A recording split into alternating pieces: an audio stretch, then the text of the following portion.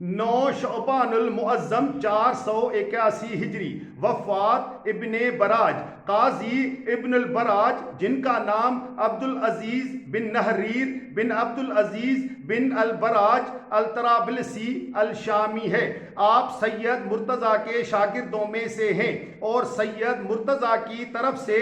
آپ طرابلس میں قاضی تھے۔ آپ کا لقب عز المومنین اور سعد الدین ہے۔ کنیت ابو القاسم اور قاضی کے نام سے مشہور ہیں۔ آپ کا شمار بزرگ ترین علماء اور 4 صدی ہجری کے اہم ترین شیعہ علماء میں ہوتا ہے۔ آپ کی پرورش اور علم حاصل کرنے کے متعلق زیادہ اطلاعات نہیں ہیں، لیکن جو بات ہم تک پہنچی ہے وہ اس بات پر دلالت کرتی ہے کہ انہوں نے اپنی علمی رشد و نما اور تعلیمات تشیع کو حاصل کرنے کے لیے بزرگ اور مشہور اساتید سے، جیسے سید مرتضیٰ علم الہدیٰ 428 ہجری سے 436 ہجری تک، اسی طرح شیخ طوسی اور ابو الفتح کراچکی سے استفادہ کیا۔ انہوں نے 438 ہجری میں جب آپ کی عمر 20 سال کی تھی، اس وقت کے بادشاہ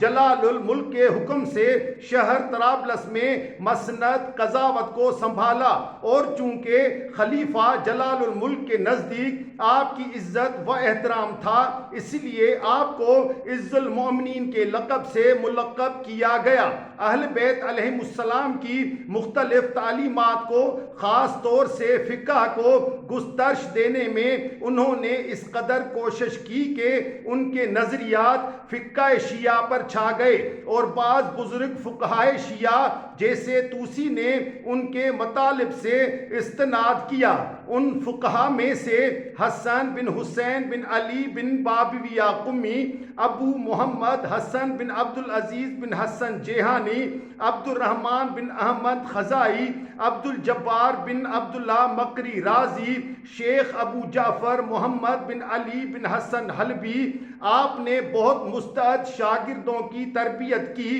جن میں ابو الفتح سداوی، ابن رضا دائی بن یزید، عبد الرحمن بن احمد خزائی جو کہ مفید نیشاپوری کے نام سے مشہور تھے، ابن ابی الروح حسن بن حسین بن حسن بن موسیٰ بن بابویہ قمی حسکہ سے معروف اور شمس الاسلام کے عنوان سے ملقب، عبید اللہ بن حسن بن حسین بن حسن ابن بابویہ منتخب الدین کے والد، ابو جعفر حلبی، شیخ عز الدین عبدالعزیز بن ابی کامل طرابلسی۔ ان کی کتابوں کو شیعہ اور اسلامی فرقوں کے علماء نے سراہا ہے، جیسا کہ شیخ طوسی جیسے بزرگ عالم دین نے ان کی بہت زیادہ تجلیل و تکریم کی ہے، اور شیخ طوسی کی تشویش کی وجہ سے ان کی بعض تالیفات و تصنیفات کو لکھا گیا ہے۔ ان سے منسوب بعض کتابیں جن کا تذکرہ تاریخ کی کتابوں میں ہوا ہے: